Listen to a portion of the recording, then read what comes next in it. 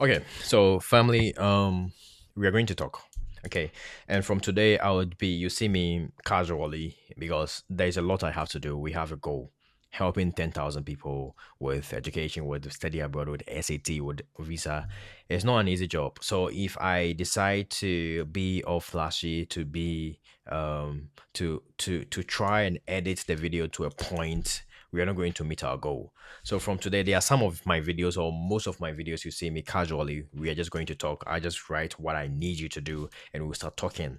Okay. So today in this video, we're going to learn 5 major mistakes I don't want you to do during a visa interview. Okay. If you do this mistake, there's a high stake that you're going to get denied. And most of the things I'm saying here comes from hours of research I've been doing. Okay. Just for you. So we are going to go right into the video. If you don't know me or this is the first time you're seeing me, my name is Nathaniel Jackson. I'm a visa coach and mentor and author with over 200,000 subscribers and followers across all my social media platforms. I have helped thousands of people with their visa interview through what I do. And researching about visa, researching about study abroad, teaching the SAT to thousands of people is what I do all day long. So let's go right into today's video. 5 mistakes. Number one, memorization. Okay. Don't let visa officers feel that you've memorized your answers. They have a background in reading people because they've interviewed before you came. Okay. They've interviewed like more than thousands of people before you came to stand in front of them. So what I need you to do is don't memorize your answers. Now, if I'm speaking to you and I've memorized something, you on the other hand of the conversation, you can feel that this person has he memorized it.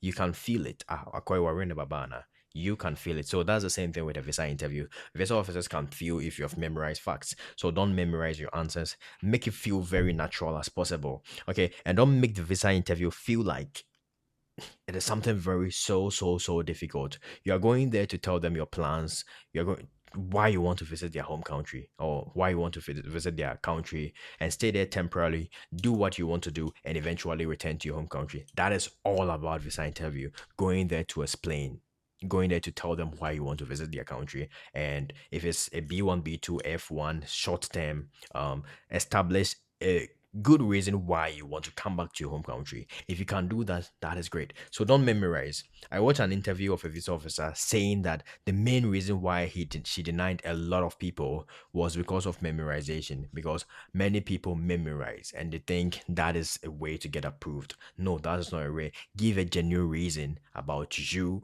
why you want to visit their country, and give them tangible reasons why you want to go back to your home country. And don't forget, when you come to their home country, they want you to really explain your finances very well. So if you can really explain your finances, who is going to fund you, the person is very good, you have good amount of scholarships, especially for students, you can really explain it. Great, that is it. So be yourself. So that is how an interview is. Don't memorize. That is number one thing I want to give you. Number two, giving unnecessarily long answers. You have to explain. I always say this. Visa officers don't like it when you give very, very short answers. Why are you going to the US? I'm going to the US to study, and you'll be standing there. That is it. You're going to get denied. Unfortunately, I'm not a visa officer who would like say you're going to get denied or approved, but there are certain things that is very predictable. I watched an interview of the Fred Effect talking to a visa officer, and that is what a visa officer say, giving very short answers. So when they ask you a question, why are you going to the US, you just say, I'm going there to study. That is it. Okay, so they don't like that. Explain when they, especially when they ask you, when you hear keywords like why. Explain why this school, why this university, why have you stayed home for 10 years and now that you're coming for a visa interview, kindly do well to explain. There's a brotherly advice to you.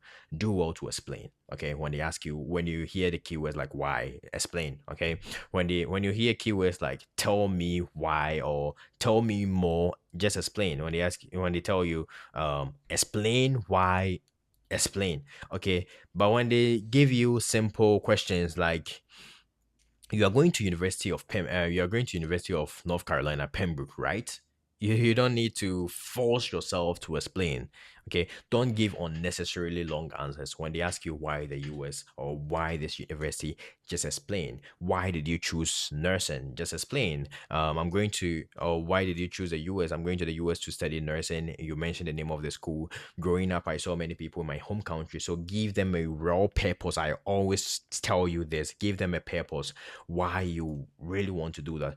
Growing up, I saw many people die of malaria and cholera back in my home country. And so this piqued this burning sensation in me that I have to do something about that. So I decided that the US offers these courses. The school I'm going to offers courses like you mentioned some courses, but Ghana, these courses are not offered there. So you give them a real reason why you didn't do it in your home country, why you wanted to do it in your home country, but there are courses in the US that is going to help you. Professor so and so is doing a research in this, and that research is also going to help you. Okay, so something convincing answers. Okay, so that is number two, giving unnecessarily long answers and giving very, very short answers. Don't just go and give one word answers. Okay. It's a conversation. Okay. Talk to them. That is it. They are human beings. They are there as their job. Don't be afraid of them. I know Africans, we have a track history of being afraid of people with, don't be afraid of them. Okay. Be yourself. That is one thing I want to tell you. The next one is not having any idea about where you're going, not having any idea about your school. If F1 visa interview, know a little bit about your school. You can't know everything about your school. When I was coming, I didn't know everything about my school. I came to learn a lot. That is why schools do orientation. You can't know everything about the school before your visa interview, but learn some one or two things about your school. Okay, know a little bit about your school, especially your course. So when they ask you why did you want to study the course in this specific university, you can give them reasons. Okay, the school has this and that. That is going to help me. Add yourself. Okay, because the visa officer wants to know you as a person. Okay, wants to trust you. If they trust you, they're going to give you a visa. So when you give them reasons, add how it is going to impact you as a person. Add it to the whole thing. Okay, so that is it about point number three. Have an idea of why you are traveling. If you're going for a B1, B2 visa interview, give a tangible reason. Maybe you're going to visit a cousin who has given birth recently. Okay, that's a good reason. Okay, why did he choose you? Just gives establish this trust between you two, and that will be it. Okay, and when you are going B1, B2 visa interview, give no have an idea of when you are going, have an idea of when you are returning, the number of weeks you're going to spend. Just have an idea of all these things. That is number three. Let's go to number four. Okay, so let me be clear with you and let me be honest with you. One of the main reasons, okay, one of the trends I've seen learning about visa interviews is this. If somebody has a full scholarship, it's difficult for them to get denied. That is what I've seen. That is what I've noticed. How many people have you seen with a full scholarship who have gotten denied? Or with a good graduate assistantship position who have gotten denied? Have you seen many people like that? No.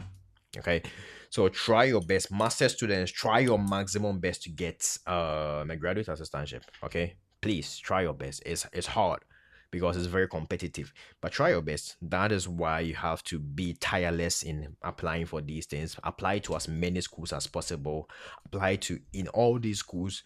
If they have graduate assistantship programs, apply to as many as possible. Don't apply to just one school and think that is enough. No, apply to as many schools as possible. And in all the schools you apply to, try and apply for their graduate assistantship programs, research assistantship, because if you do these things, they are going to give you some scholarship, sometimes even a stipend. So try your maximum best and do that. Okay, try and get that funding as possible, as much funding as possible. And I applied to schools when I was back in Ghana. I applied to a lot of schools, right?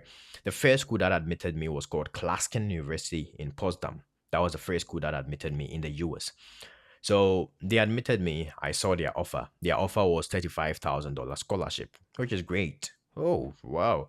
But their total cost of attendance was around 72,000. So I had to pay like $39,000 every year.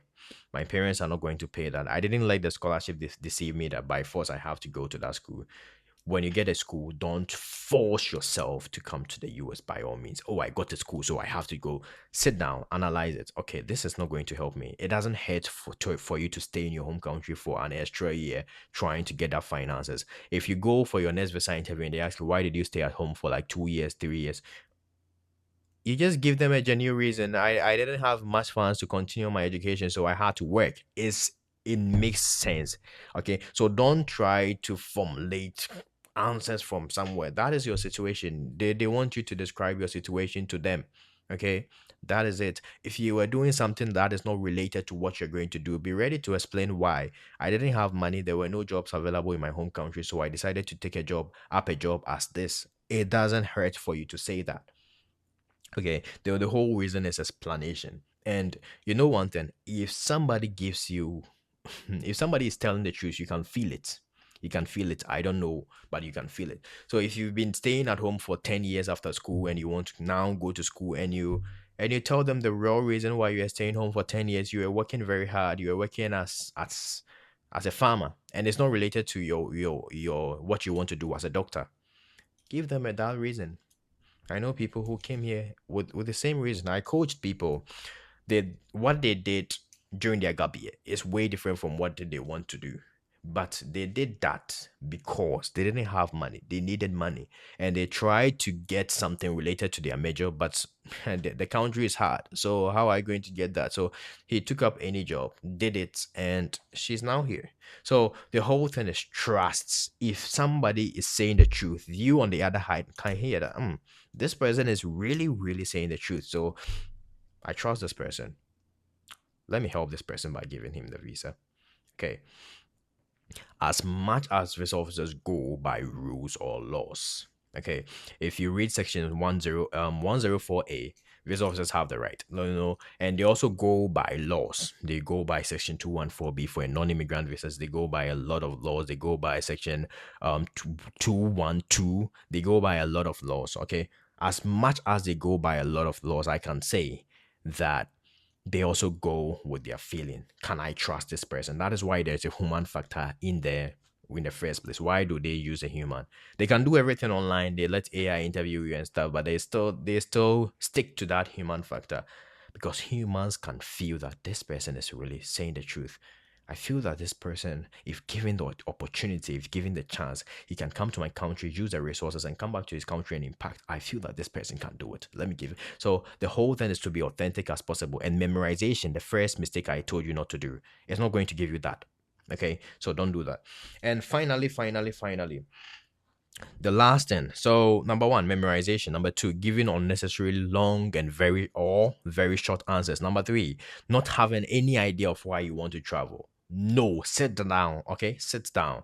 Get 30 minutes a day. In my live sessions, I tell everybody, get 30 minutes a day. Try and sit down. Try and formulate answers. Okay. Yeah, do that. Number four, funding. Get as much funding as possible. Rack up the funding. Every school you apply to, if you're a graduate student, try and get graduate assistantship. Apply for your graduate assistantship positions. Email professors. Tell them that, hey, I need your graduate assistantship program. I see you are doing a research in this. I want to be part because I have experience in doing this. Get them know the value you can add to the research team. Okay. The final thing I want to tell you is be authentic as possible. Be yourself. Go there. Prepare. Okay. Preparation is very, very important.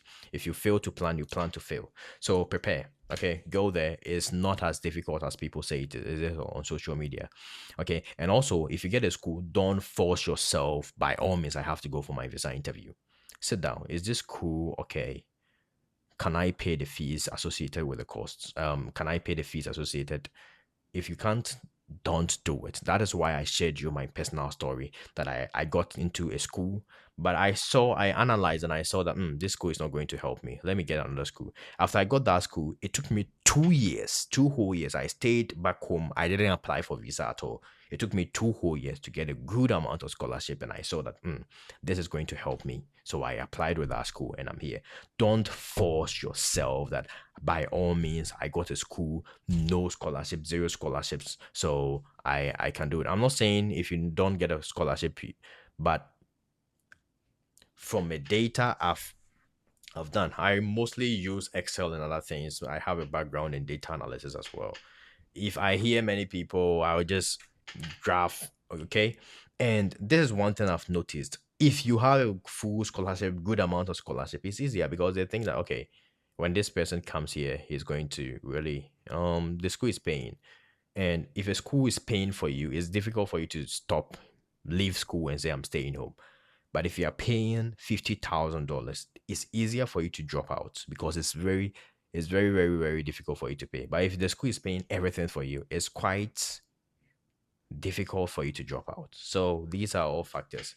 So if you get a school, don't force yourself that by force I have to go for a visa interview. I have somebody's going to fund me, so let me go. No. Sit down, analyze it. Can I apply for a school? Can I wait for 1 year, just 1 year, do other things whilst I apply for other schools as well? If you think that is a reasonable solution, just do it. Okay, all the best. I'll see you in my next video. It's going to be very soon because I'm going to upload as many books videos as possible in order to get to my goal of helping 10,000 people. All the best. And this is my book. Everything I say on here, memorization, unnecessary long answers, everything is in this book. If you want a copy, I'm going to put the link in the description. You can get a copy right now. All the best.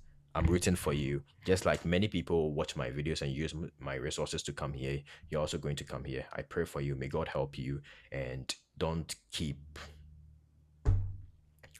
on winning. Okay, don't keep your hope low. Keep your hope high. I'll see you. All the best.